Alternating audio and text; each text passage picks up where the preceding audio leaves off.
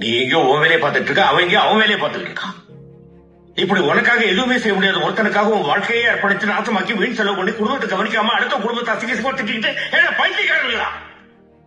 இன்னும் எத்தனை வருஷத்துக்கு இப்படி இருப்பீங்க?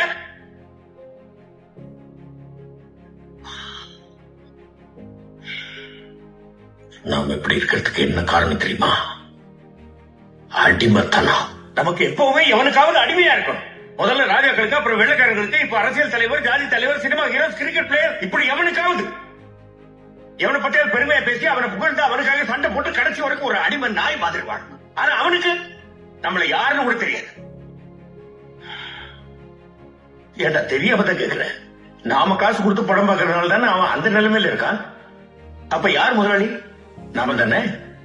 நாம வேகாத வெயில நின்றுட்டு இருப்போம். அவன் ஏசி கார்ல நாயை பக்கத்துல உட்கார வச்சு கட்டி பிடிச்சுக்கிட்டு ஒன்னு நாயை விட கேவலமா மதித்து பார்க்காத மாதிரி போய்கிட்டே இருப்பான்.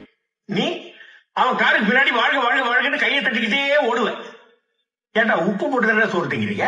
யோசிச்சு பாரு. நீ ரசிகனா இருக்கிற எந்த ஒரு நடிகனுடைய பிள்ளையாவது இன்னொரு நடிகனுக்கு ரசிகனா இருந்து அவனுக்கு கட் அவுட் வச்சு பாலாபிஷேகம் பண்ணி அவனுடைய வாழ்க்கையை நாசம் பண்ணிட்டு இருக்கானா? அவன் நடிச்சு சம்பாதிச்சு கார் பங்களான்னு போயிட்டு தான் இருக்கான். ஆனா நீ ஒரு நாள் மழை பெஞ்சா கூட வீட்டுக்குள்ள தண்ணி வந்து இருக்கிறதுக்கு இடம் இல்லாம நடுத்தரில் வந்து நிற்ப. ஏன் அன்னைக்கு நீ ரசிகனா இருக்கிற எவனாவது உன்னை வீட்டுக்குள்ள சேர்த்துக்க வேண்டியதானே? வெறும் படத்துலையும் மேடையிலையும் மட்டும் உன் காலுக்கு செருப்பா இருப்பேன்னு பேசிட்டு நீ உதவின்னு அவன் வீட்டு வாசலுக்கு போய் நின்னா உன்னை செருப்பாளி அடிச்சு தொட்டோம். அப்பா தாதா